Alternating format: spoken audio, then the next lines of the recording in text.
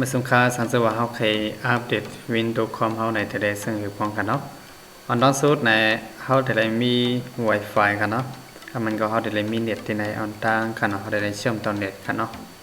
ไว้เสนาในเฮาขาดเตรียมเข้าได้ล็อกเชิญในกันเนาะว่า Windows ในกันเนาะโอเคมันก็ได้อันในขาดเตรียมหลายเก้าเนี่ยมันได้ออกมาปันกันเนาะ Windows Update Setting เนี่ย Windows Update ขนาด Setting เนี่ยเฮาก็เด็กมันได้ในคำหนึ่งกันเนาะมันก็ได้มานานในขนาดก็ได้เทิงอีกหนึ่งกันนะ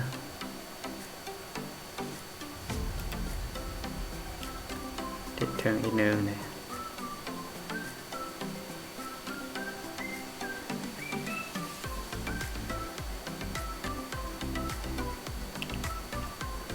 โอเคค่ะสอนซึ่งว่าเฮาอัปเดตยาวในเป็นจังได๋คั่นเนาะก็ก็ว่าพอไปอัปเดตนั่นในที่ในเป็นสีเหลืองไว้คั่นเนาะที่เป็นสีเหลืองในเฮาคัดเทควันที่ตรงมันในคำนึงคั่นเนาะใน checking for update ในก็เลยคั่นเนาะเฮาเทควันนึงคำในมันก็ได้เป็นตั้งแต่มันที่อัปเดตก็เลยมันคั่นเนาะพอมันเตรียมร้อยกูอันยาวในของมันก็ได้เป็นสีเขียวใช่ไหมคั่นเนาะแล้วก็เขารีสตาร์ทมันคำนึงในก็โอ้คุยเครื่องใหม่มากก็มันก็ได้ทันซึ่งในยกันเนาะเขาได้คาอัปเดตกว่าเมื่อกี้ในคุยกันเนาะเป็นประเด็นแลแต่นไรหันกันเยอะกันนะตอนดาอัปเดต Windows ได้มีหมอกกันได้หนึ่งกันเนาะ